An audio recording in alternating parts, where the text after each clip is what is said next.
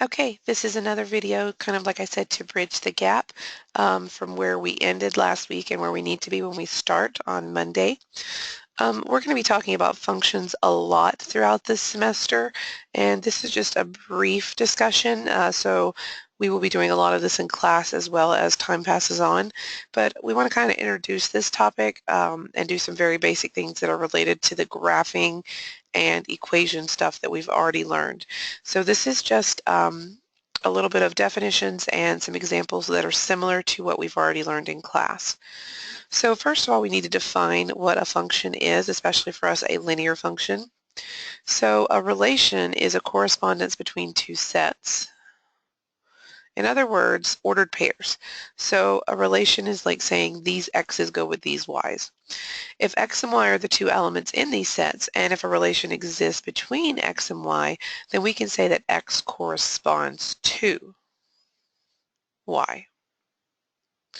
And we write that as x goes to y in some way. So there'll be some kind of equation or relationship that tells us how to turn individual x's into their y counterparts, kind of an input and an output. And that's usually what we say. We sometimes think of the x as the input value and the y as the output. So if we let x and y be two non-empty sets, that just means there's things in the sets. A function from x to y is a relationship that associates with each element of x exactly one element of y. That always gets translated backwards in people's brains because then you look at this picture and you see that this x is going to this y and this x is going to this y, and you see one element of y, and that kind of confuses people. A better way of thinking of a function is that for a function to exist, each x must be unique.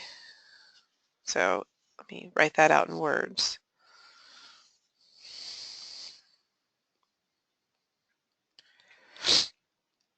And what I mean by that is that this is not allowed, okay?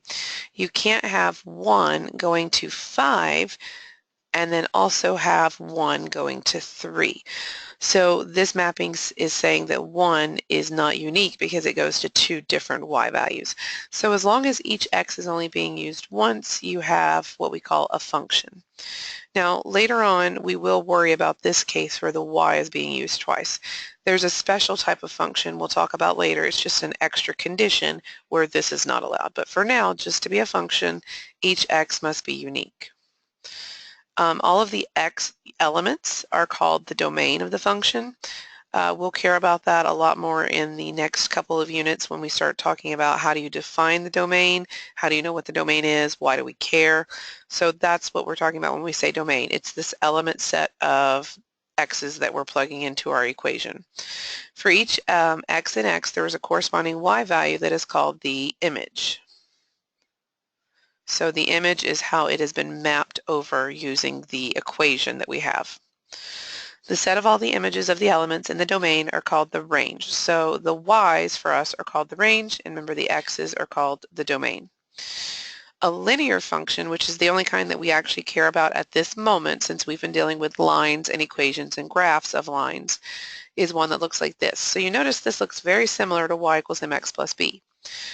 An equation looks like this. It has y's and x's, and there's some kind of relationship with operations and an equal sign.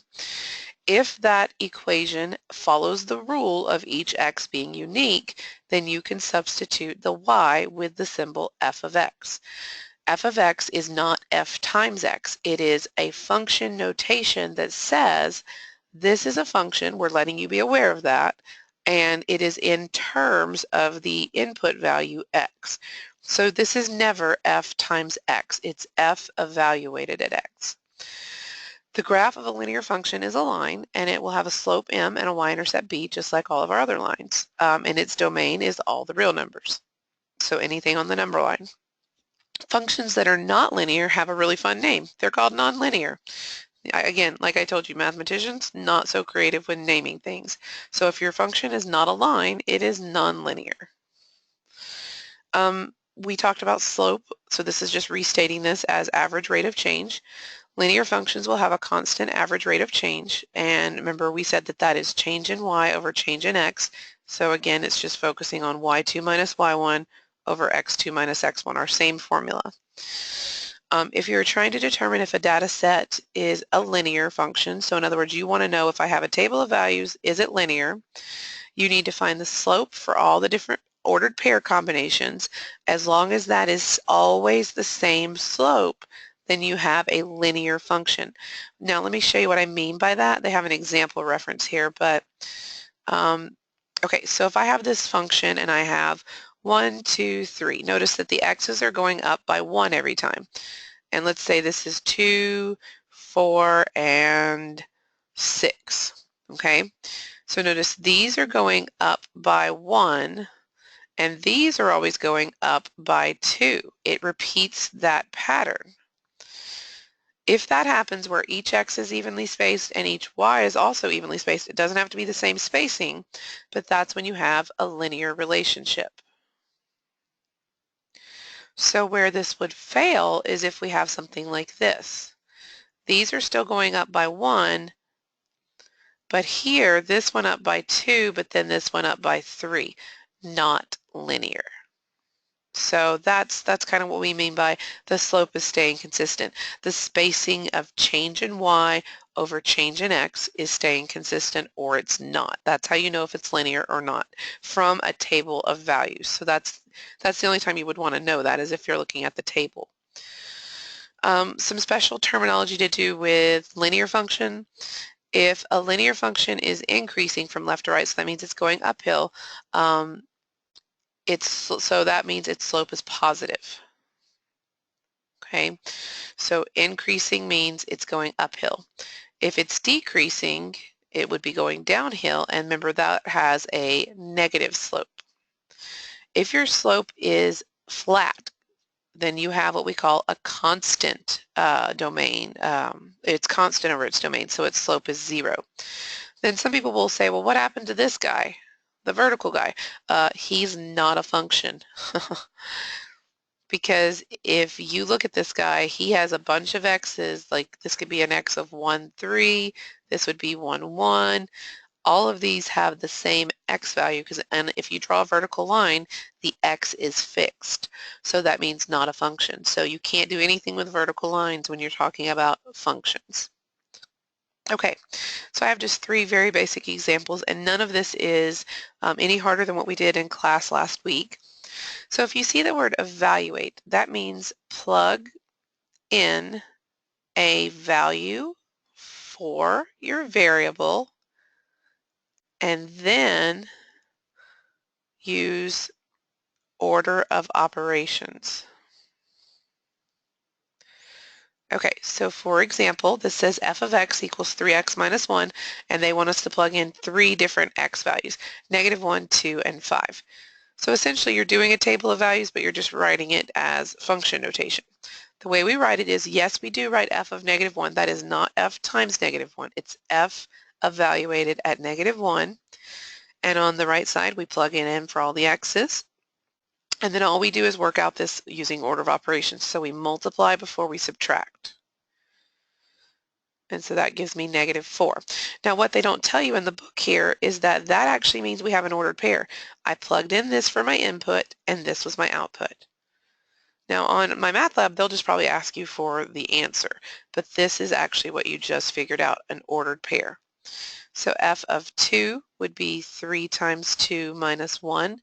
That would be 6 minus 1 since we multiply before subtracting. So that would be 5, or the ordered pair 2, 5. And then f of 5 is 3 times 5 minus 1. Notice we're always plugging it back into our function they gave us. That is 15 minus 1, or 14. And that would be the ordered pair 5, 14. Okay, this next one.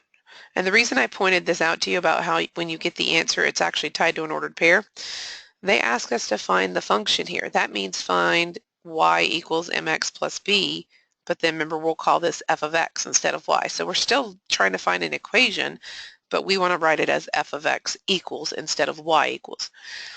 The problem is you look at this and you say, I don't know what I have. Well, you have 2 ordered pairs. This is -2 was plugged in and 7 was the answer. 4 was plugged in and -2 was the answer. If you have 2 ordered pairs, you can find the slope. So we do -2 minus 7, because those are my y's, over 4 minus -2, because those are my x's. And then that would be -9 over 6, which reduces down to -3/2.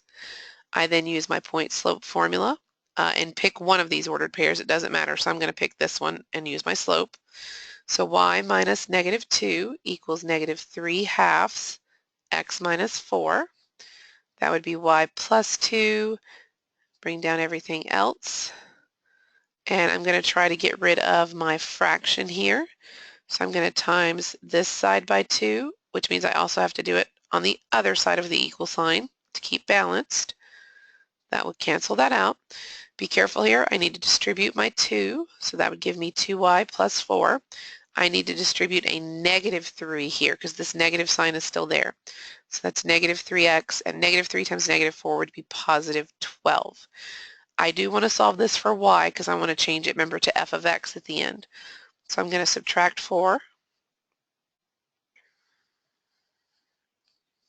and then divide everything by 2.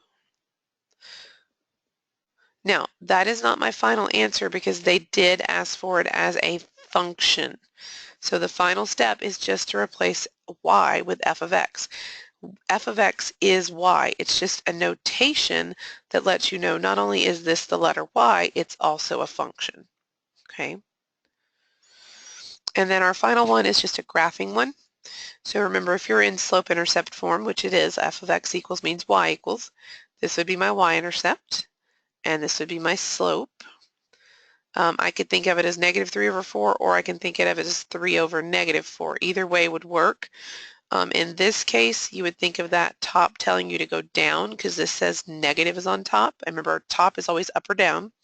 The bottom number is always right or left when you're doing slopes, so this is positive, so that would be right. Or I could consider it with the negative in the bottom, and then this would be up and the bottom would be left. So just realize that wherever you put that negative in that slope, it will change a direction for you, okay? So I'm going to plot all of this. So +2 is my y value. I'm going to go down and then right. So down 1, 2, 3, right 1, 2, 3, 4, put a point. And then I need to go up and left. So I'm going to do that from my y again. Up 1, 2, 3, right, or left, sorry, 1, 2, 3, 4. And then once you have all of your points lined up, you try to draw the best line you can, and if you have a ruler, it would be advisable to use because drawing them by hand is not always so pretty. And remember, anytime we draw a line, we do put the arrows on the end to say that it continues forever. And that's all that I have for the videos. I will see you guys in class on Monday.